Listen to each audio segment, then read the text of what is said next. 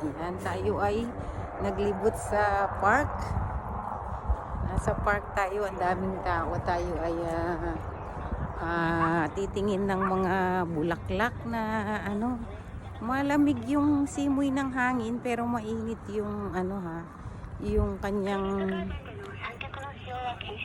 ano.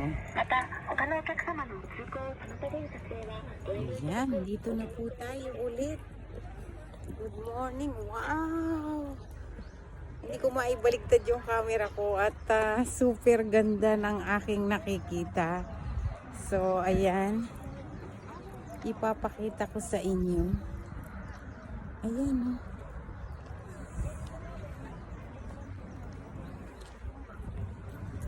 oh.